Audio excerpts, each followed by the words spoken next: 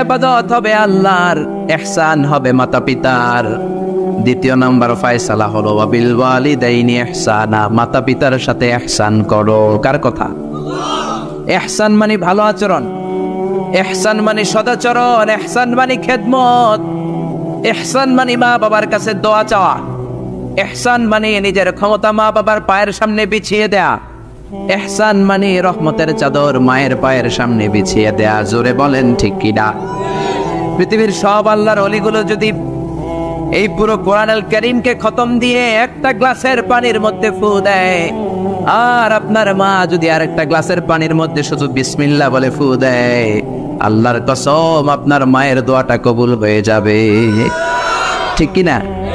মায়ের দোয়া সবচেয়ে বড় দোয়া। অনেকে আছে ওই মা বাবার কাছে দোয়া চায় না। আরে আপনার বাবা আপনার বড় পীর সাহেব, আপনার মা আপনার বড় পীর সাহেব। মা বাবা থুইয়া বাবার দরবারে যাইয়া বাবার দরবারের কবরের উপরে মশারি দিয়ে আসে, এরকম ডাকাত আছে না নাই? যেই লোকটা মাজারে মশারি দেয় দেখবেন ওর বাপেরে মশাই কামড়ায়, ওর মারে মশাই খায়, আছে না নাই? এজন্য আল্লাহ বললেন আমার দ্বিতীয় ফয়সালা ওয়াবিল ওয়ালিদাইনি ইহসানা, মাতা পিতার সাথে ইহসান করবা। ইবাদত হবে আল্লাহর, ইহসান হবে মাতা পিতার। তাহলে প্রথম ফয়সালা হলো ইবাদত আল্লাহর, দ্বিতীয় ফয়সালা হলো মাতা পিতার সাথে ইহসান করতে হবে। কার কথা? দ্বিতীয় ফয়সালার সাথে কোনো দ্বিমত আছে? এটাও একমত। আল্লাহর ইবাদত করা কি ফরজ না নফল?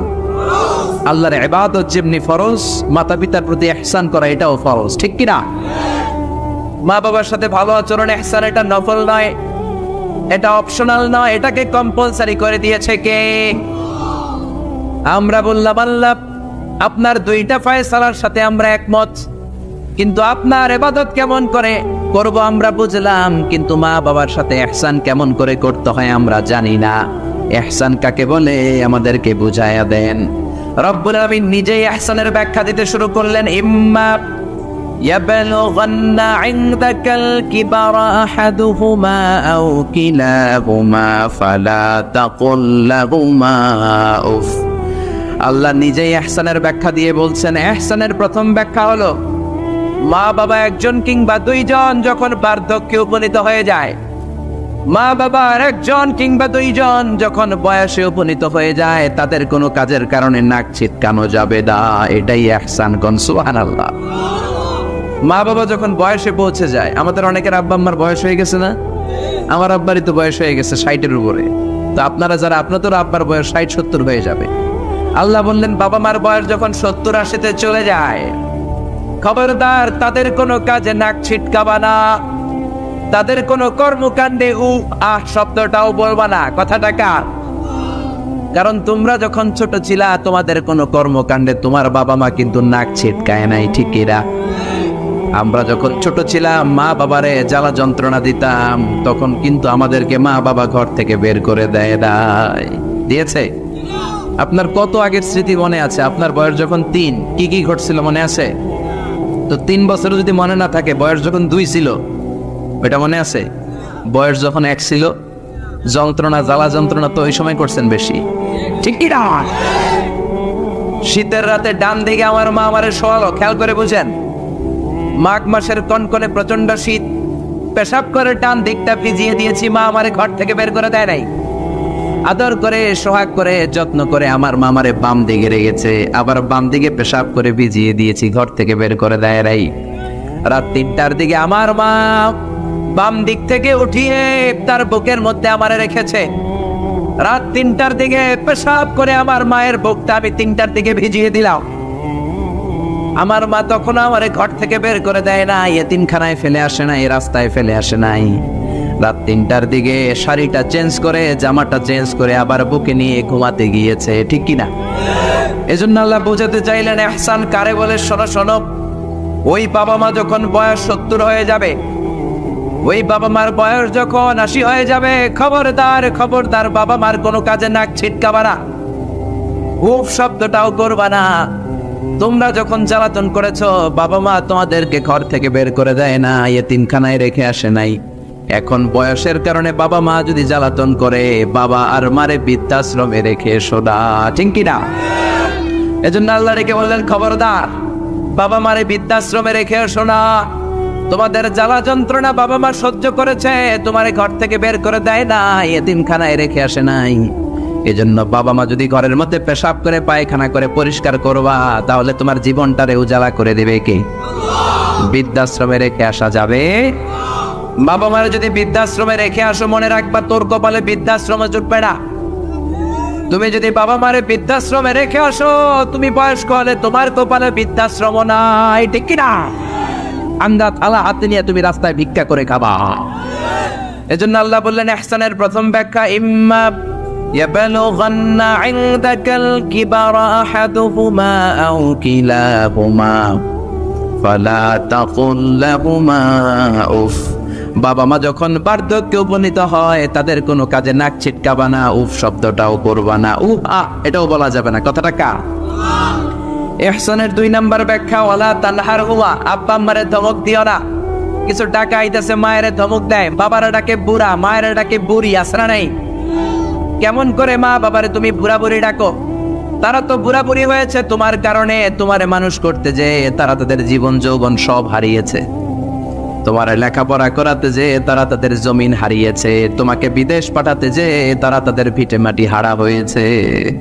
কিছু লোক আছে এলাকার সবার সাথে খুব মিষ্টি আলাপ, বন্ধু বান্ধবের সাথে খুবই ভদ্রতা, কিন্তু ঘরে ঢুকলেই মায়ের সাথে ঝিড়কি দিয়ে কথা বলে, ধমক দিয়ে কথা বলে, এরকম বেয়াদব আছে না নাই? আল্লাহ বললেন ওয়ালা তানহারহুমা, ধমক দিও না, তোমার সব আমলগুলো বাতিল করে দিবে কে?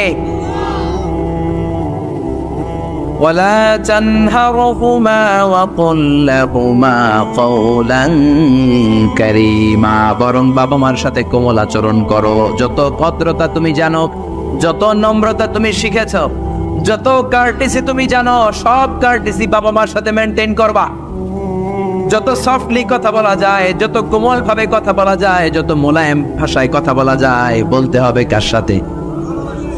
জোরে বলেন, রাজি আছেন তো? রাজি আছেন? এরপর আল্লাহ বললেন ওয়াখফিদ লাহুমা জানাহায যুল্লি মিনার রাহমাতি ওয়া কুর রাব্বিরহামহুমা কামা রাব্বায়ানি সাগীরা। ওয়াখফিদ লাহুমা জানাহায যুল্লি মিনার রাহমা, বাবা মার জন্য রহমতের চাদর বিছিয়ে দাও। তোমার যত সম্পদ আছে মা বাবার পায়ের সামনে বিলিয়ে দাও, তোমার জীবনে বরকত দিবে কে? এজন্য প্রথম বেতন পেলে টাকাটা দিবেন মায়ের হাতে, গিফট কিনলে আগে দিবেন মাকে। বউরে দিবেন না ওটা বলতেছেন না, বউরে তো দিবেনই, কিন্তু আগে মায়ের হাতে কিছু দিবেন, তাহলে আপনার ইনকামে বরকত দিবে কে? আর বাবা মা একজন কিংবা 2 জন যদি দুনিয়া থেকে বিদায় নেয়, বাবা মার কবরের সামনে দাঁড়িয়ে চোখের পানি ছেড়ে তোমরা পড়ো রব্বিরহামহুমা কামা রাব্বায়ানি সাগীরা ওয়া কুর রাব্বিরহামহুমা কামা রাব্বায়ানি সাগীরা। কবরের সামনে দাঁড়িয়ে আল্লাহরে বলেন, আল্লাহ বাবা মা ছোটবেলা যেমনি আমাদেরকে আদর দিয়ে, সোহাগ দিয়ে, ভালোবাসা দিয়ে আগলে নিয়েছে, আমার বাবা মা ইন্তেকাল করার কারণে তোমার কাছে যাওয়ার পরে তুমিও আদর আর ভালোবাসা দিয়ে আমার বাবা মাকে কাছে টেনে নিও। পড়ে না আমিন? আর জোরে পড়ে না আমিন? এই জন্য আল্লাহর ফয়সালা 2টা। জোরে বলেন কয়টা? সবাই বলেন। ঘুম আসছে তো জিমাই পড়েন কেন? ফয়সালা কয়টা? 1 নম্বর ফয়সালা ইবাদত হবে একজনের, তিনি কে? 2 নম্বরে খেদমত করতে হবে কার? বিশ্বনবী বললেন এই পৃথিবীতে যত ভালো আমল আছে তার মধ্যে শ্রেষ্ঠ ভালো আমল হচ্ছে মা বাবার খেদমত, বিররুল ওয়ালিদাইন। এক সাহাবী বললেন আইয়ুল আমালি আফদাল ইয়া রাসূলুল্লাহ, ও নবী সবচেয়ে ভালো আমল কোনটা? বিশ্বনবী বললেন সবচেয়ে ভালো আমল 3টা। জোরে কোন কয়টা? 1 নম্বরে as-সালাতু ফি ওয়াক্তিহা, সময় মতো নামাজ। যেখানে আজান হবে ওই জায়গায় নামাজ পড়ার দরকার আছে না নাই? সালাতে কায়েম করো, সালাতে কায়েম করো, হবে সম্মানী তুমি, হবে জান্নাতি তুমি, হবে সম্মানী তুমি, হবে জান্নাতি তুমি। দিবে কাল হাসরে শীতল ছায়া আরশে আজিম, রব্বিয়াল আলা রব্বিয়াল আযীম। ঠিক কি না? 1 নম্বর ভালো আমল হচ্ছে সময় মতো নামাজ। 2 নম্বর সবচেয়ে ভালো আমল হলো বিররুল ওয়ালিদাইন, মাতা পিতার খেদমত করা। 3 নম্বরে সবচাইতে ভালো আমল হলো আল জিহাদ ফি সাবিলিল্লাহ, আল্লাহর রাস্তায় জিহাদ করা। সুবহানাল্লাহ। তার মানে এই পৃথিবীর সবচাইতে 3টা ভালো আমলের মধ্যে মা বাবার সাথে খেদমত করাটা আছে না নাই? এই পৃথিবীর সবচেয়ে ভালো আমল যে 3টা, এর মধ্যে মা বাবার খেদমত করাটাও আছে, ঠিক কি না? আর এই হাদিসে বিশ্বনবী বললেন মা বাবার খেদমত করা জিহাদের চেয়ে বেশি সওয়াবওয়ালা। এক সাহাবী আসলেন, যা রাজুলুন ইলা রাসূলিল্লাহ ইস্তাযিনুল জিহাদ, এসে বললেন ও নবী জিহাদে যেতে চাই, জিহাদে যাওয়ার অনুমতি দেন। বিশ্বনবী বললেন ও সাহাবী, ঘরে আব্বা আম্মা আছে নাকি? সাহাবী বললেন আছে। বিশ্বনবী বললেন ফাফিহিমা ফাজাহিদ, ঘরে যাও বাবা মার খেদমত করো, বাবা মার খেদমত করলে ঘরে বসেই জিহাদের সওয়াব পাবা। বাবা মার খেদমত করলে ঘরে বসেই জিহাদের সওয়াব পাওয়া যায়। চিল্লায় পড়েন আল্লাহু আকবার। এজন্য বাবা মা খুশি হলে আরশের মালিক খুশি, বাবা মা নারাজ তো আরশের মালিক নারাজ। এজন্য বিশ্বনবী বলতেন রেদার রাব্বি ফি রেদাল ওয়ালিদ, বাবা মা যদি খুশি হয় আল্লাহ খুশি হয়। ওয়া সাখাতুর রাব্বি ফি সাখাতিল ওয়ালিদ, বাবা মা যদি নাখুশ হয়ে যায় আরশের মালিক আল্লাহ নাখুশ হয়ে যায়। এজন্য বাবা মার কাছ থেকে দোয়া নেয়ার দরকার আছে না নেই? বিশ্বনবী বলতেন জান্নাতে 2টা স্পেশাল দরজা আছে, একটা দরজার নাম আব্বা, আরেকটার নাম মানে আল আব, আরেকটা আল হুম। এই 2টা দরজা আমাদের ঘরে আছে না নাই? এজন্য বিশ্বনবী বলতেন 2টা দরজা তোমাদের ঘরে আছে, উমা জান্নাতুকা ওয়া নারুক, বাবা মাই তোমার জান্নাত, বাবা মাই তোমার জাহান্নাম। এজন্য বাবা মার সাথে কেমন আচরণ করবা তোমাদের decision, the decision is yours. তুমি ডিসাইড করবা তুমি জান্নাতে যাবা না জাহান্নামে যাবা। আপনি কপালে যত সেজদা দেন, যত কপাল কালো বানান, যতগুলো হজ করে আল হাজ টাইটেল লাগান, যত যাকাত দেন, যত আমল করেন, আপনার মা যদি আপনার উপর নাখোশ হয়ে আল্লাহর কাছে বদদোয়া দেয়, আপনার সব আমলগুলোরে বরবাদ করে দিবে কে? এজন্য বাবা মা যদি হিন্দু হয়, বাবা মা যদি নাস্তিক হয়, তারপরও মা বাবার দোয়ার দরকার আছে না নাই? বাংলাদেশে এরকম অনেক হিন্দু ফ্যামিলি আছে, ছেলে মুফাসসিরে কোরআনের তাফসীর শুনে না মুফাসসিরের হাতে হাত রেখে কালিমা পড়ে মুসলমান। এরকম হিন্দু ছেলে আছে না নাই? কিন্তু বাবা মা মুসলমান হয় নাই। এখন বাবা মার সাথে খারাপ আচরণ করা যাবে? বাবা মা যদি হিন্দু হয়, বৌদ্ধ হয়, বাবা মা যদি খ্রিস্টান হয়, সে তোমার বাবা মা, ঠিক কিনা? বিশ্বনবীর শালীর নাম আসমা, কি নাম? আসমা বিনতে আবি বকর, বুখারীর বর্ণনা।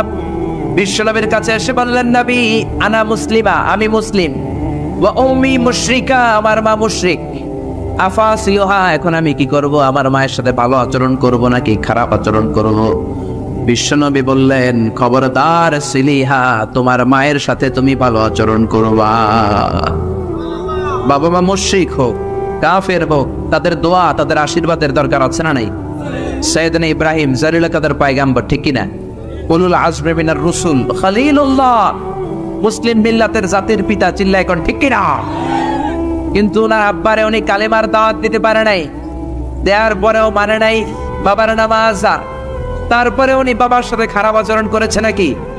মোলায়েম ভাষায়, কোমল ভাষায়, আদবের সাথে বাবার ডেকে বলেছে ইয়া আবাতি লিমা তা'বুদু মা লা ইয়াসমা'ু ওয়া লা ইউবসিরু ওয়া লা ইউগনি আনকা শাইআ। ও আমার সম্মানিত পিতা, কেন ওই মূর্তির ইবাদত করেন? 10টা হাত এরকম বের করে দিয়ে দাঁড়ায় থেকে, জিহ্বা বের করে, সামনে থাকে মিষ্টি, রসমালাই, দুধ, কিচ্ছু খেতে পারে না, মাছি বসলেও তাড়াতে পারে না, ঠিক কিনা? কেন এই মূর্তির পূজা করেন? কেন এই পুতুলের ইবাদত করেন? যে এই পুতুল কানে শোনে না, চোখে দেখে না, নিজের গায়ের মাছিটা নিজে তাড়াতে পারে। বাবারে আদর করে, যত্ন করে, সম্মান দিয়ে বুঝালেন, কিন্তু বাবার সাথে কি সাইয়েদনা ইব্রাহিম খারাপ আচরণ করেছে? জোরে বলেন, খারাপ আচরণ করেছে? এজন্য বিশ্বনবী বললেন খবরদার, মা বাবা কত রহমত, থাকলে মানুষ বুঝে না, যখন চলে যায় তখন বুঝে, কিন্তু তখন বুঝলে লাভ হয় না, ঠিক কিনা? যতদিন বাবা মা বেঁচে থাকে বটবৃক্ষের মতো ছায়া দিয়ে থাকে, ছাতার মতো মাথার উপর দাঁড়িয়ে থাকে। ও মিয়া, বন্ধু চলে গেলে বন্ধু পাওয়া যায়, ওয়াইফ চলে গেলে ওয়াইফ পাওয়া যায়, টাকা চলে গেলে টাকা পাওয়া যায়। জনম দুঃখিনী মা যদি দুনিয়া ছেড়ে চলে যায়, মারে আর পাওয়া যায় নাকি? ওগো মা, তুমি এই ধরনের শ্রেষ্ঠ নেয়ামত তোমারই পদ তলে রয়েছে জান্নাত। ওগো মা তুমি এই ধরনের শ্রেষ্ঠ নেয়ামত, তোমারই পদ তলে রয়েছে জান্নাত। সুবহানাল্লাহ। এজন্য মায়ের দোয়া এমন দোয়া কখনো ফিরে না। গুলি মারলে গুলি মিস হয়, ড্রোন হামলা করলে মিস হয়, ব্যালিস্টিক ক্ষেপণাস্ত্র মারলে মিস হয়, অ্যাটম বোমা মারলে মিস হয়, মায়ের দোয়া মিস হয় নাকি? কথা কর, বিশ্বাস হয়? একটু সন্দেহ সন্দেহ লাগে? Any confusion, any doubt? লা শাক্কা ফি, কোনো সন্দেহ নাই, লা রাইবা ফি, চিল্লায় কোন ঠিক কি না? মায়ের দোয়া এমন দোয়া, মায়ের দোয়াটাও কবুল, বদ দোয়াটাও কবুল, ঠিক কি না? যদি এমন হতো শুধু দোয়াটা কবুল, তাহলে দোয়া না করুক, সমস্যা নাই। কিন্তু বদ দোয়া করলেও কবুল করে কে? বদ দোয়া কবুল হয়ে গেলে সমস্যা আছে না নাই? এজন্য মা বাবার সাথে ভালো আচরণ করব। বাবা মার ছেলে মেয়েদের দৃষ্টান্ত তরমুজ আর ছুরির মতো। মা বাবা হলো ছুরি, ছেলে মেয়ে তরমুজ। তরমুজ নিচে রেখে উপর থেকে ছুরি মারলে তরমুজ কেটে যায়, আবার ছুরি নিচে রেখে উপর থেকে তরমুজ ফেললেও তরমুজ কেটে যায়। উভয় অবস্থায় তরমুজের ক্ষতি হয়, ছুরির কিছু হয়। কথা বুঝতে পেরেছেন? এই জন্য যত বড় আল্লাহর ওলি আপনি হন না, মা বাবা বদদোয়া দিলে কিন্তু লেগে যাবে, ঠিক কি না? বনি ইসরাইলের একজন আবেদ ছিল, নাম জুরাইজ। নাম কি? বুখারীর বর্ণনা, প্রামাণ্য বর্ণনা আপনাদেরকে শোনাচ্ছি। জুরাইজ সে একজন অনেক বড় আল্লাহর ওলি। তাহাজ্জুদের নামাজ পড়তো রাতে। তাহাজ্জুদের নামাজ ছাড়া আল্লাহর ওলি হওয়া যায়? কথা বলে। ومن الليل فتهجد به نافلة لك عسى أن يبعثك ربك مقاما محمودا। তাহাজ্জুদের নামাজ যদি আপনি পড়েন, আপনার মর্যাদা বাড়িয়ে দিবে কে? এ আল্লাহর ওলি জুরাইজ থাকতেন পাহাড়ের উপর। পাহাড়ের উপরে তাহাজ্জুদের নামাজ পড়ছেন। ইন দ্য মিন টাইম ওনার মা ওনাকে ডেকেছে, ইয়া জুরাইজ আশরিবনি মোয়া, পানি খাওয়া। জুরাইজ মনে মনে ভাবে, হায় হায়, নামাজের মধ্যে দাঁড়ালাম, এখনই মায়ের তৃষ্ণা লাগলো, কি করব? মায়ের ডাকে সাড়া দেব নাকি নামাজ চালিয়ে যাব? জুরাইজ মনে মনে ভাবে, কিছুক্ষণ পরে যে মাকে পানি খাওয়াবো, আগে নামাজটা পড়ি। কিছু সময় পর তার মা আবার ডাক দিল, ইয়া জুরাইজ। জুরাইজ আবার বিপদে পড়ে যায়, হায় হায়, কি করব? নামাজ পড়বো নাকি মারে পানি খাওয়াবো? আবার সিদ্ধান্ত নিল, না না, নামাজটা শেষ করে যাব। 3 বার ডাকার পরে জুরাইজ নামাজের কারণে মায়ের ডাকে সাড়া দেয় নাই। মায়ের মনের মধ্যে দুঃখ লেগেছে, মা তার মনে কষ্ট পেয়েছে। মুহূর্তের মধ্যে মা 2টা হাত তুলে আল্লাহর কাছে বদদোয়া দিয়েছে। কবুল করে নিয়েছে কে? ওই যে বলছি, মায়ের দোয়াও কবুল, বদদোয়াও। এটা কি মুফাসসিরে কোরআন নাকি হাফেজ না মাওলানা না আল্লাহর ওলি, ইট ডাজন্ট ম্যাটার। ওইটা কোনো বিষয় না। দোয়া করলেও কবুল, বদদোয়া তো কবুল, চিল্লায় কোন ঠিক কি না? উনি দোয়া করলেন, আল্লাহুম্মা লা তুমিতহু ইল্লা আন তুরিয়াহুল মুবিসাত। ও আল্লাহ, 3 বার ডাকলাম, পানি খাওয়ালো না। আমার মনে বড় দুঃখ লেগেছে। আল্লাহুম্মা লা তুমিতহু ইল্লা আন তুরিয়াহুল মুবিসাত। আমি বদদোয়া দিলাম, বেশ্যা নারীর ফিতনায় না ফেলে জুরাইজকে মরণ দিও না। কবুল করে নিল কে? মা দোয়া করছে, আল্লাহ আমার ছেলেরে তুমি বেশ্যা নারীর ফিতনায় ফেলে দিও। ঠিক তার 3 দিন পরে এক বেশ্যা নারী এসে তার দরজায় নক করতে শুরু করছে। তাহাজ্জুদের নামাজের পর জুরাইজ দরজা খুলে দেখে এক বেশ্যা নারী। বেশ্যা নারী বলে, দেখো আমি কত সুন্দরী, অনন্যা, সুস্নিগ্ধা, প্রিয়ংবদা, সুহাসিনী, সুকেশিনী, সুভাসিনী, অসূর্যম পোষা, কাক পক্ষীও টের পাবে না, কেউ জানবে না, তুমি আমার সাথে অপকর্ম করো। আল্লাহর ওলি জুরাইজ ভাই, খবরদার, ওয়াল আয়াদু বিল্লাহ, আমি একজনকে ভয় পাই, তিনি কে? আল্লাহরে যারা ভয় পায় তাদের দ্বারা এই কাজ করা সম্ভব না, দূর হয়ে যা। আল্লাহর ওলি জুরাইজের সাথে সুবিধা করতে না পেরে বেশ্যা পাহাড় থেকে নেমে যায়। নেমে দেখে পাহাড়ের নিচে রাখাল শোয়া। রাখাল ঘুম থেকে উঠিয়ে বেশ্যা বলে, আমি কত সুন্দরী দেখো। রাখাল মনে মনে কয়, পাইছি তোরে। রাখাল আর বেশ্যা মিলে অপকর্ম করে জিনায় লিপ্ত হয়ে যায়। গভীর রাতে 2 জন জিনা অপকর্ম করে, ব্যভিচার করে। আর ব্যভিচারের ফসল হিসেবে ওই বেশ্যা নারীর পেটের ভিতরে কিছুদিনের মধ্যেই সন্তান দিয়ে দেয় কে? দিন গড়িয়ে রাত আসে, মাস যে বছর আসে। 3 মাস যাওয়ার পর বেশ্যা নারীর পেটটারে উঁচা করে দিছে কে? এবার এলাকার লোকেরা ধরেছে, তুই তো বিয়ে করস নাই, পেটে বাচ্চা আসলো কেমনে? You didn't get married, so from where did you get the baby? তোমার বিয়ে হয় নাই, তোমার হাজবেন্ড নাই, তোমার পেটে বাচ্চা আসলো কেমনে? বেশ্যা বলে আমার পেটের বাচ্চার বাবা হচ্ছে ওই আল্লাহর ওলি জুরাইজ। জুরাইজ আমার সাথে অপকর্ম করেছে রাতের আধারে, কেউ দেখে নাই। সবাই মিলে জুরাইজ রে ধরো, এটা ভণ্ড। কথাটা হাসানা মিসা? কত পার্সেন্ট মিসা? সবাই কয় হায় হায়, এতদিন ভাবতাম আল্লাহর ওলি, এখন দেই ভণ্ড। দিনের বেলা তুমি জুব্বা বড়, তোমার কাছে পানি পড়ার জন্য যাই, আর রাতের বেলা অপকর্ম। আজকে তোর ভণ্ডামি ছুটামো। উপর মে পাক সাফ, আন্দার মে খালাত মালাত। উপর দিয়া তুমি অনেক ভালো জুরাইজ, ভিতরে তোমার এত গোলমাল। উপর দিয়া ফিটফাট, ভিতর দিয়া সদরঘাট। আজকে তোর সদরঘাট বাইর করো। সবাই লাঠি সোটা নিয়ে তার গির্জা ভাঙতে গিয়েছে। গির্জা ভেঙে মাটির সাথে মেসাকার, কলার ধরে টেনে হিচড়ে জামিনে নামানোর পরে জুরাইজ বলে, কি অপরাধ করলাম ওইটাই তো কইলি না, মারস কেন? কই তুই একটা ভণ্ড। তুই কি?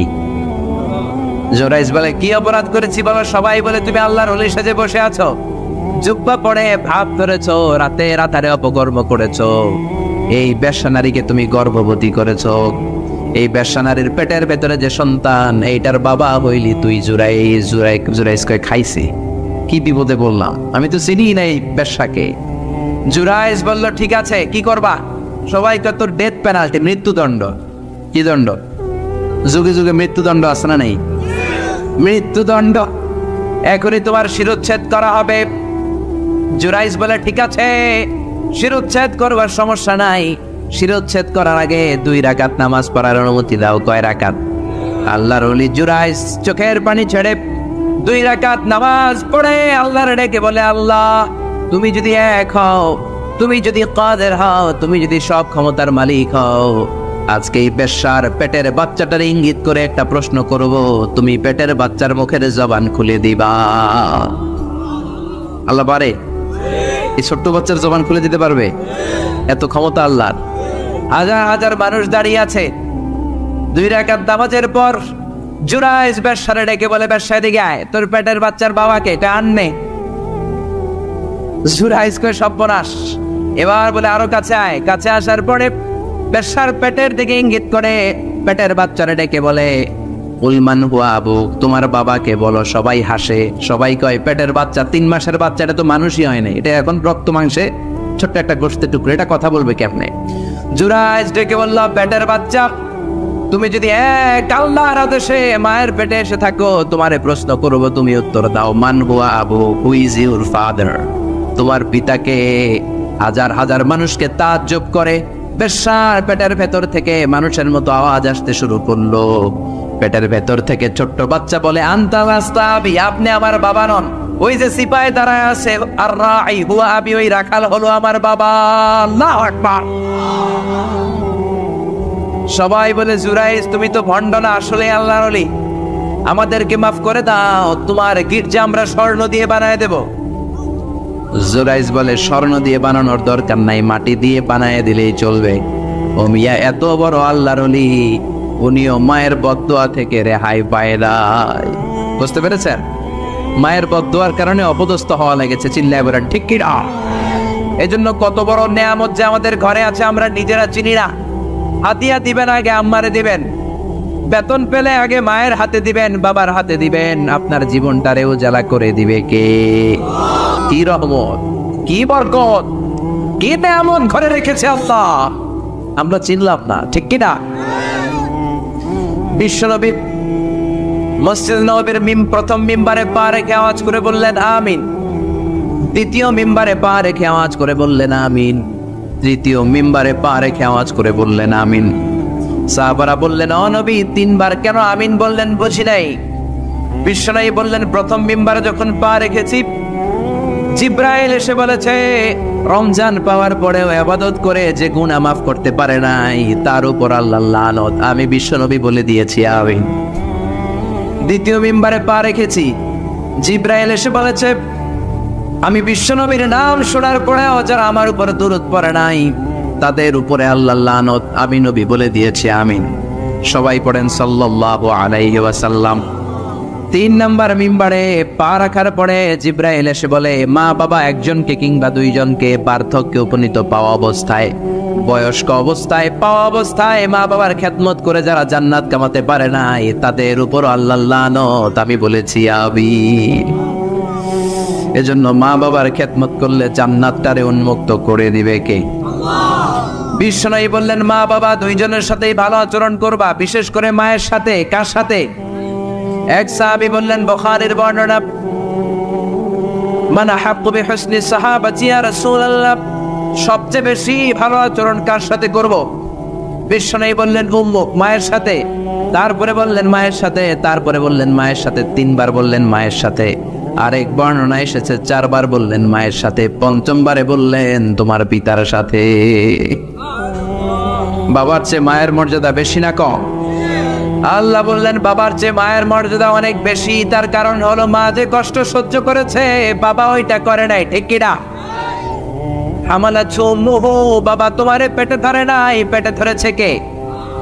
2 নম্বরে বললেন ওয়াহানান আলা ওয়াহান, বোঝার পরের বোঝা, যন্ত্রণার পরের যন্ত্রণা 10 মাস 10 দিন বাবা সহ্য করে নাই, করেছে কে? 3 নম্বরে বললেন ওয়াফিসালুহু ফি আমাইন, 2 বছর বাবা দুধ খাওয়ায় নাই, দুধ খাওয়ালো কে? 2 বছর আপনি দুধ খাইছেন, তার মানে কত লিটার দুধ আপনি খেয়েছেন, কত গ্যালন, কত গ্লাস দুধ আপনি খেয়েছেন, কোনো হিসাব আছে? বিশ্বনবী তওক দিয়ে বললেন লাউ কাতাআতা জিলদাক, জিলদ মানে কি? চামড়া। লাউ কাতাআতা জিলদাক, তোমার চামড়াগুলো কেটে রোদে শুকিয়ে যদি মায়ের পায়ের 2টা জুতা বানিয়ে দাও, ওই যে ছোট্টবেলায় 1 ঢোক দুধ তুমি খেয়েছিলা, ওই একটা ঢোক দুধের শোধ আদায় হবে নাকি? মায়ের দুধের শোধ আদায় হবে? জোরে বলেন আদায় হবে? আদায় হবে। যেদিন আমাদেরকে জন্ম দিলেন কতটা কষ্ট সহ্য করেছেন, মনোযোগ দিয়ে শোনেন। মেডিকেল সায়েন্টিস্টরা বলে কোন সুস্থ মানুষ তার দেহে 45 ইউনিটের বেশি ব্যথা সহ্য করতে পারে না। একজন তাজা সুস্থ মানুষ তার দেহে 45 ইউনিট পেইন একবারে সহ্য করতে পারে। ব্যথার মাত্রা যদি 45 ইউনিটের বেশি হয়, লোকটা হয় বেহুশ নয় মরে যাবে। আমার আর আপনার মা আমাদেরকে জন্ম দিতে যে 57 ইউনিটেরও বেশি ব্যথা সহ্য করেছেন, 57 ইউনিট প্লাস। কেন ইমাজিন, এটা কি কল্পনা করতে পারেন? কল্পনা করতে পারেন? 57 ইউনিটেরও বেশি, যেই ব্যথাটা কোনো অ্যাক্সিডেন্টে আপনার দেহের 20টা হাড়টি একসাথে ভেঙে গেলে যত ব্যথা, তার চেয়েও বেশি ব্যথা। চিল্লায় এখন আল্লাহু আকবার। এজন্য আল্লাহ ডেকে বললেন খবরদার মায়ের সাথে বেয়াদবি করো না। মায়ের সাথে বেয়াদবি করলে তোমার কোনো আমল কাজে আসবে না। বিশ্বনবীর জলিল কদর সাহাবার নাম ছিল আলকামা। কি নাম? আরো জোরে বলেন কি নাম? আলকামা অসুস্থ, ইন্তেকাল করবে, মুমূর্ষ, কিন্তু মুখ দিয়ে কালেমা বের হয় না। তার আত্মীয় স্বজন সবাই মিলে তার সামনে কালিমা পড়ে, কিন্তু কালিমা বের হয় না। 3 দিন বিছানায় পড়া। কয়দিন?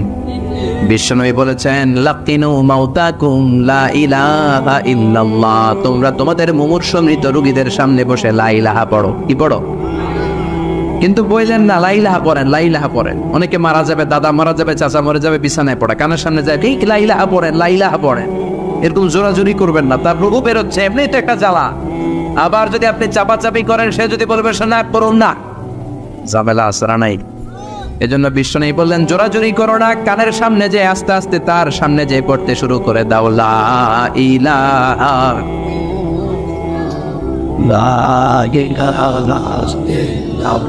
লা ইলাহা ইল্লাল্লাহু মুহাম্মাদুর রাসূলুল্লাহ। লাকিনু মাউতাকুম লা ইলাহা ইল্লাল্লাহ, তোমাদের মৃতদের সামনে যে, মুমূর্ষদের সামনে যে কালিমার তালকিন দাও। আলকামা নামক সাহাবীর মুখ দিয়ে কালিমা বেরোয় না। বিশ্বনবী বেলালকে আর সুহাইবকে 2 সাহাবীরে পাঠালেন, যাও কালিমার তালকিন দাও। বেলাল যে তালকিন দেয় তারপরেও বেরোয় না, জিহ্বায় আটকে যায়। বিশ্বনবী আলকামার বিবিরে ডেকে পাঠালেন। আলকামার বিবি আসার পরে বিশ্বনবী বললেন ও আলকামার বিবি, আলকামা কেমন ছিল? বিবি বলে নামাজি ছিল, অনেক দানশীল ছিল, কোনো খারাপ আমল ছিল না। আলকামার বাবা মা কেউ বেঁচে আছে নাকি? আছে। কে আছে? মা আছে, মারে ডাকো। ও আলকামার মা, তোমার আলকামা কোনোদিন নামাজ ছেড়েছে কিনা? না। রোজা ছেড়েছে কিনা? না। মানুষের সাথে খারাপ আচরণ করেছে কিনা? না। তোমার সাথে কেমন আচরণ করেছে? তোমার সাথে কেমন আচরণ করেছে? এই প্রশ্ন করার পরে আলকামার মা কাঁদতে শুরু করে দিলেন। আলকামার মা বলে নবী আমার কথা শুনতো না, শুধু বউয়ের কথা শুনতো। বউয়ের ওড়না ধরে পিছু পিছু ঘুরতো। আমার মনে কষ্ট দিয়েছে।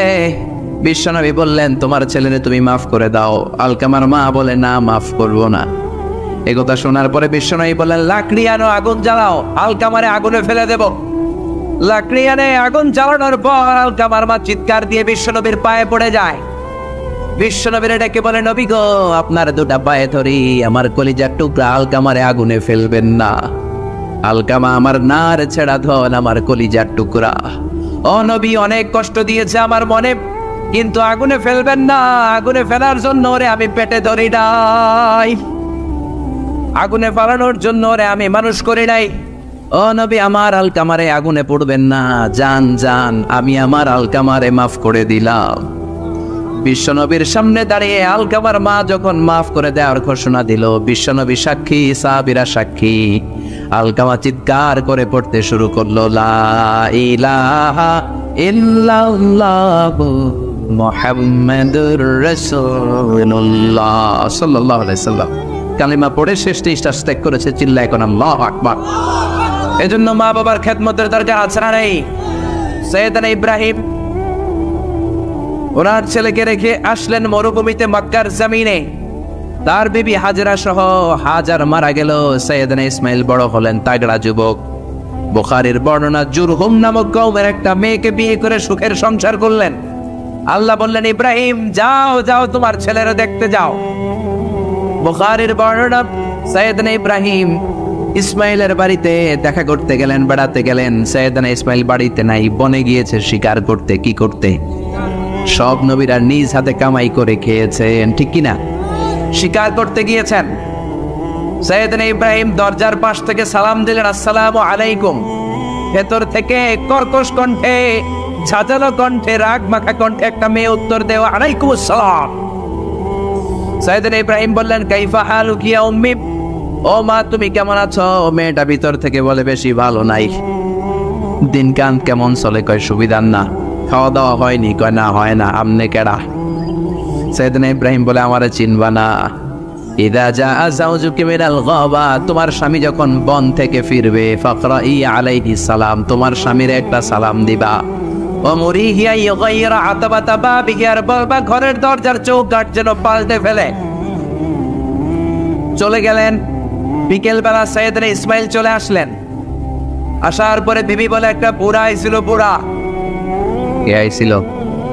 সৈয়দনা ইসমাইল বলে, বুড়া আসবে কোত্থেকে? কেন এসেছে? কি জন্য এসেছে? কি বলেছে?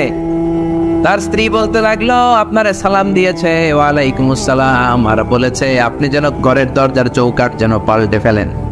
এই কথা বলার সাথে সাথে সৈয়দনা ইসমাইল ভয় পেয়ে গেলেন, লাফ দিয়ে উঠলেন। কি? ঘরের দরজার চৌকাঠ পাল্টে ফেলতে বলেছে ওই বয়স্ক লোক? ও মিয়া, চোর চিনে চোরের সিগন্যাল, পুলিশ চিনে পুলিশের সিগন্যাল, আর নবী চিনে নবীর। উনি নবী, বাবাও নবী। বাবা ইব্রাহিমের সিগন্যাল বুঝে ফেলেছে। চিৎকার দিয়ে বলে, ও কপাল পুল্লি, তুই কপাল পুল্লি, নিজের কপালে নিজে কুড়াল মারলি। যারে বুড়া বইলা গালি দিলি, বুড়া না, তোর শ্বশুর, আমার বাবা ইব্রাহিম খলিল। আমার বাবা যেই কথাটা বলে গিয়েছে, কথাটা তো সুবিধার না, এটার গ্রিন সিগন্যাল না, রেড সিগন্যাল। আমার বাবা বলেছে তোরে যেন আমি তালাক দেই, আমি যেন তোরে ডিভোর্স দেই। কেন? বের হয়ে যা। ডিভোর্স দিয়ে দিলাম। আপনার আব্বাও যদি রাগ করে রাখে, পোলা তোর বউরে ডিভোর্স দিয়ে দিবেন নাকি? আবার দিয়ে দিন না। আপনার বাবাও বাবা, ইসমাইলের বাবা ইব্রাহিমও, উনি সাধারণ বাবা নন, আল্লাহর পক্ষ থেকে ওহী পেয়ে উনি কথা বলেন।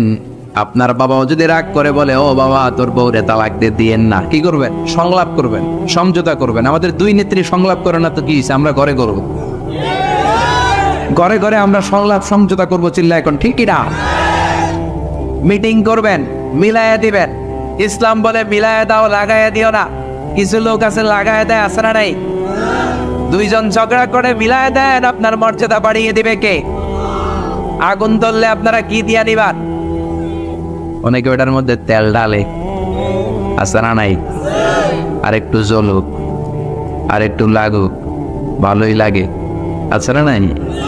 বিশ্বনবী মিলায় দিতেন, লাগায় দিতেন না। আপনি মিলায় দিবেন, আল্লাহ আপনার মর্যাদা বাড়ায় দিবে। আপনার বাবা যদি বলে তোর বিবিরে তালাক দে, বাবারেও বুঝান, বউরেও বুঝান। আরে তালাক তো অনেক পরের কথা। আমরা ইসলামের দেয়া তালাকের সিস্টেম মেনে চললে বাংলাদেশের ডিভোর্স রেট কমে যাবে, কোনো তালাকই হবে না, ঠিক কি না? ইসলাম ৫ম স্টেপে তালাক দিতে বলেছে। 5th স্টেপ, ফার্স্ট স্টেপ হচ্ছে ফাইদুহুন্না, ওয়াইফ কথা শুনে না, কক্সবাজারে ঘুরতে নিয়ে যাও, কথা শুনবে। সুবহানাল্লাহ বলেন। কথা শুনে না, যমুনা ফিউচার পার্কে নিয়ে যাবা, বসুন্ধরা শপিং কমপ্লেক্স থেকে দামি শাড়ি কিনে দেবা, আউটিং এ যাবা, হ্যাং আউট করবা, কথা শুনবে, ঠিক কি না? বিশ্বনবী বললেন রিফকাম বিল কাওয়ারির, নারীদের মন নরম, তাদের সাথে নরম ভাবে কথা বলতে হবে, গরম হলেই ঝামেলা, ঠিক কি না? তাহলে কথা না শুনলে প্রথমে আল্লাহ বললেন ফাইদুহুন্না, ওয়াজ করো, বেড়াতে নিয়ে যাও, এইটাতেও কাজ হয় না। 2 নম্বরে বললেন ওয়াহজুরুহুন্না ফিল মাদাজে, বিছনা আলাদা করো, তারে এক রুমে ঘুমাতে দাও, তুমি আরেক রুমে ঘুমাবা। এই বিচ্ছেদে হয়তো তার মনের মধ্যে হেদায়েত চলে আসবে, এইটাতেও কাজ হয় না। 3 নাম্বার স্টেপ ওয়াদ্রিবুহুন্না, শাসন করো। অনেকে ওয়াদ্রিবুহুন্নার ব্যাখ্যা করে পিটাও, না, বিশ্বনবী তার একটা বিবিরও পিটায় নাই, ঠিক কি না? ওয়াদ্রিবুহুন্না মানে শাসন করো, একটু কড়া হও, যদিও শাব্দিক অর্থ পিটাও, কিন্তু এখানে পিটানোর অর্থ নেওয়া যাবে না। এর ব্যাখ্যা কি হবে? ব্যাখ্যা করতে যে মুফাসসিররা হয়রান হয়ে গিয়েছে। কোন মুফাসসির বলে ছোট্ট কাঠি দিয়া পিটাইবেন, এই কথা হচ্ছে না কেন? 2টা বাচ্চা হয়ে গেছে, এত সুখের সংসার, কত ঘুরলাম, কত সুন্দর সংসার করলাম, এখন সংসারটা ভেঙে গেলে আমার হবে কি? তুই আমার কৈতরি, তুই আমার টুনটুনি, তুই আমার পরাণের পরাণ, এরকম বই না লাঠি দিয়ে আস্তে আস্তে বাড়ি দিবেন। অনেক মুফাসসির বলেছে না মেসওয়াক দিয়ে বাড়ি দিবেন, অনেক মুফাসসির কয় না কোল বালিশ দিয়ে পিটাইবেন, যাতে হাত পা না ভাঙে, ঠিক কি না? তাহলে ওয়াজ করলেন শোনে না, বিছানা আলাদা করলেন শোনে না, তারপরে তাদেরকে একটু কড়া হন, শাসন করেন, তাতেও শোনে না। তারপরে কোরআন বলল ফাবাআসু হাকামাম মিন আহলিহি হাকামাম মিন আহলিহা, শ্বশুর পক্ষের লোকেরা, ওই পক্ষের লোকেরা, মুরব্বীরা বসে মেলমিশ করে দেওয়ার চেষ্টা করবে, তাতেও শোনে না। 4টা শেষ, এরপরে 5ম নাম্বারে তালাক, তাও একবারে 3 তালাক দেওয়া যাবে না। তালাক 2 ধরনের, তালাক সুন্নি, তালাক বিদআই। একটা হচ্ছে সুন্নতি তালাক, আর একটা হচ্ছে বেদাতি তালাক। বেদাত তালাক মানে রাগের মাথায় একসাথে 3 তালাক, 5 তালাক, এগুলো আসরা নাই, না, এগুলো করা যাবে না। তালাক সুন্নি হচ্ছে আপনার বউয়ের যখন পিরিয়ড হয় না, আপনার বউ ক্লিন পরিচ্ছন্ন, তখন 1 তালাক দিবেন, কারণ ওই তালাক দেওয়ার পরেও তার প্রতি ভালোবাসা জাগলে আবার মেলামেশার সুযোগ আছে না নাই? 1 মাস সুযোগ আছে, ফিরে আনতে পারবেন, কথা শোনে না? 2য় মাসে আবার আরেকটা তালাক দিবেন, আরো 1 মাস সুযোগ, কয় মাস? তারপরে 3য় মাসে যখন আরেক তালাক দিয়ে দিলেন, আত-তালাকাল বাঈনাল বাইনুনা, কমপ্লিট ডিভোর্স, আর এই বউয়ের কাছে যাওয়া যাবে। এই সিস্টেম একটার পর একটা যদি আপনি মানেন, তালাক হবে। কথা কত? আরে প্রথম ধাক্কায় কক্সবাজারে গেলেই তো আবার শান্তির সংসার শুরু হয়ে যাবে, ঠিক কি না? এজন্য ধাপে ধাপে ওমরে ফারুকের জামানায় এক লোক তার স্ত্রীকে 100 তালাক দিছে। বউ এসে বিচার দিছে, আমার জামাই আমার 100 তালাক দিছে। 100 তালাক দিছে, নিয়ে আসো তোমার হাজবেন্ডে। নিয়ে আসা হলো, কিরে কয় তালাক দিছিস? কয় 100। কি লেগে দিছিস? দিবি 3টা। দিছিস 100টা, কারণ কি? কয় মেজাজ গরম আছিল। ওমরে ফারুক বলে দাঁড়া, বিচার করে দিয়েছে, 3 তালাকে তোর বউ তালাক, বাকি 97 তালাক তোর পিঠের উপরে পড়বে। এরকম নিয়ম যদি বাংলাদেশে থাকে, উল্টা পাল্টা তালাক হবে, জোরে বলে। এজন্য আপনার বাবা, ও বাবা ইসমাইলের বাবা ইব্রাহিম, সাইয়েদনা ইব্রাহিম বললেন তালাক দাও, ইসমাইল তালাক দিয়ে দিলেন। ঘটনা মনে আছে তো, না ভুলে গেছেন? তালাক দিয়ে দিলেন, নতুন বিয়ে করলেন। 3 বছর পর আবার সাইয়েদনা ইব্রাহিম দেখা করতে আসলেন। আজকেও সাইয়েদনা ইসমাইল বাড়িতে নাই, বনে গিয়েছে শিকার করার জন্য। আজকেও সাইয়েদনা ইব্রাহিম এসে সালাম দিল, আসসালামু আলাইকুম। আজকে জাদুমাখা কণ্ঠে, মধুমাখা কণ্ঠে, সুরেলা কণ্ঠে একটা মেয়ে উত্তর দিল, ওয়া আলাইকুমুস সালাম।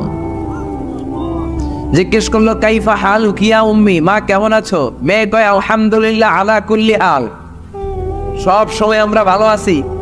সুবহানাল্লাহ কইবেন না? দিনকাল কেমন যায়? কয় খুব ভালো। খাবার দাবার? কয় খুব ভালো। আপনি কে? আমার চিনবা না? মেয়ে বলে আপনারা আমি চিনতে চাই।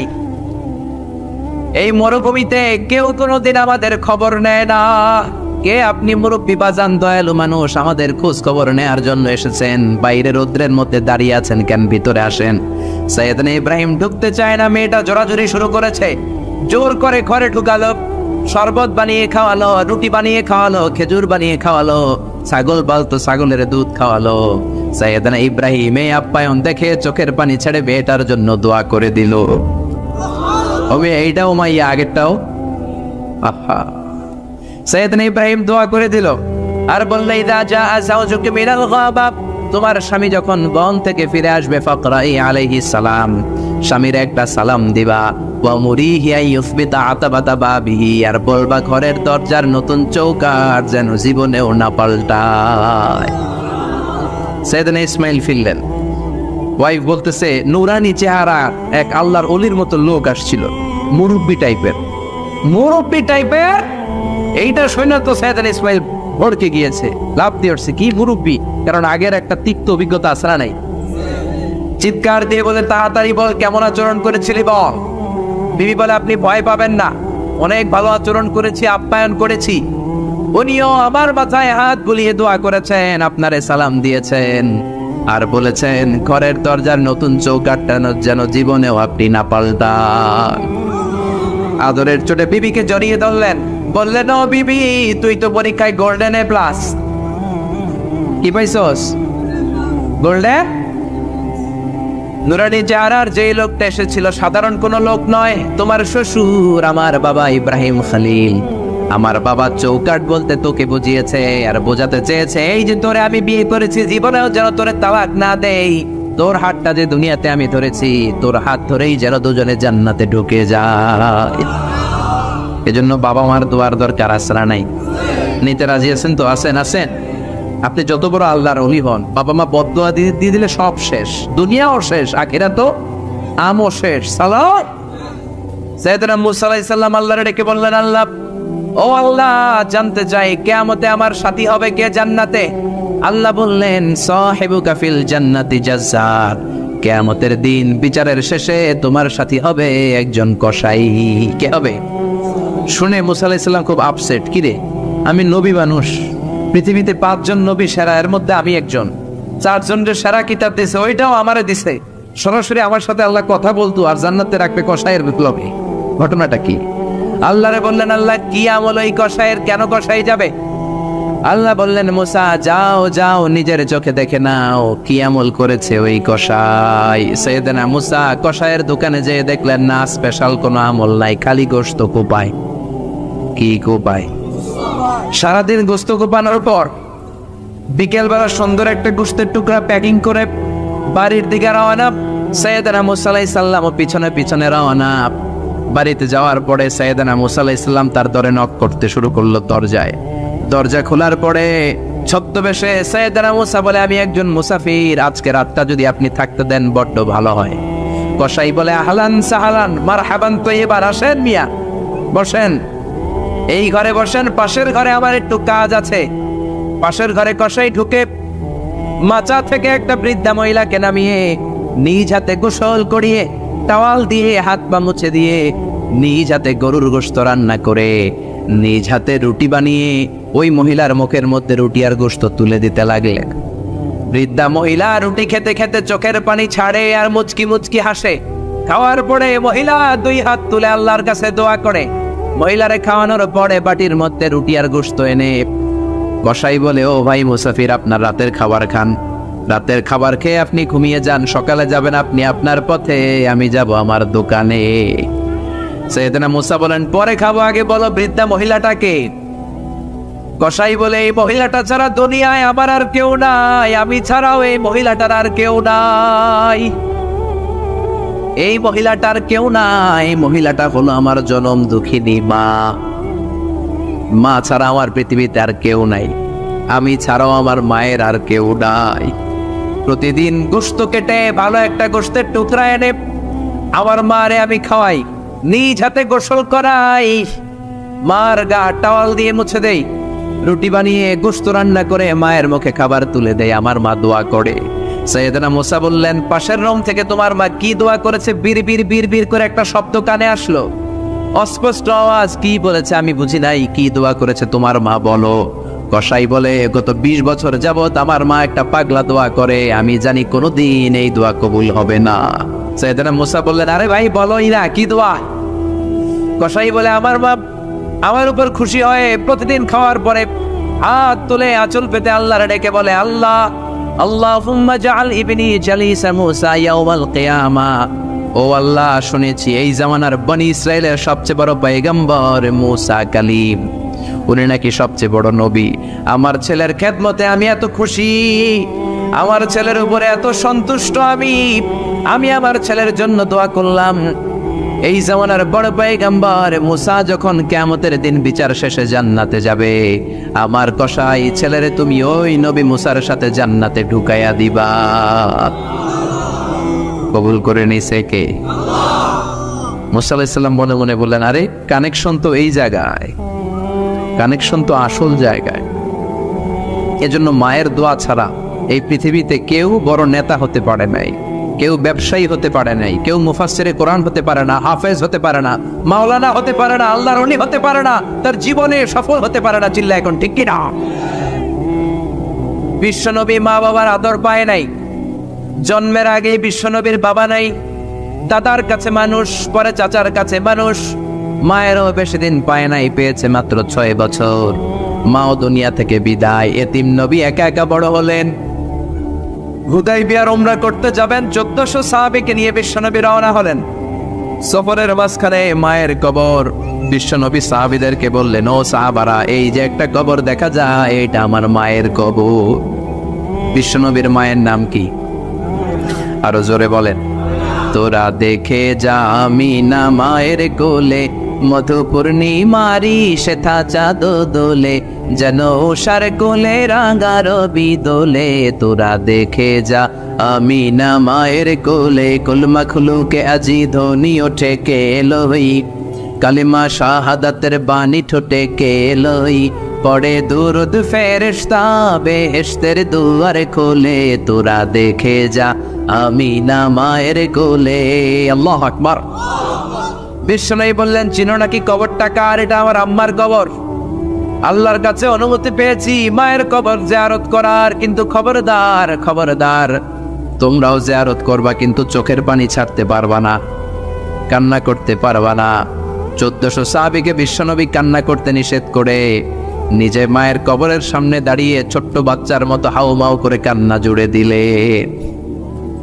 সাহাবীরা বলে, এত কাঁদতে আমরা বিশ্বনবীর জীবনেও দেখি নাই। বিশ্বনবী নিজেকে সামলে রাখতে পারছেন না, ছোট বাচ্চার মতো হাউমাউ করে কাঁদে।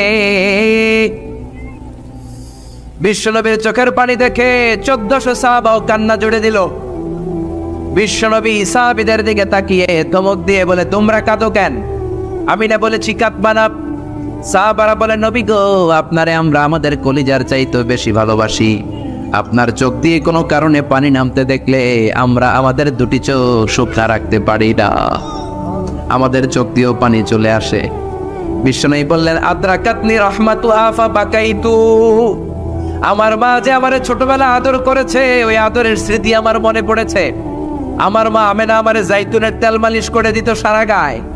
আমার গায়ের এমন কোনো জায়গা নাই যেই জায়গায় আমার মা আমেনা তার 2টা ঠোঁট দিয়া চুমা দেয় নাই। আমার মা আমারে জামা পরিয়ে দিত, কোলে তুলে আদর করত। ছোটবেলার সেই স্মৃতিগুলো মনে পড়েছে, তাই আমি কাঁদি, তোমরা কাঁদো কেন? সুবহানাল্লাহ।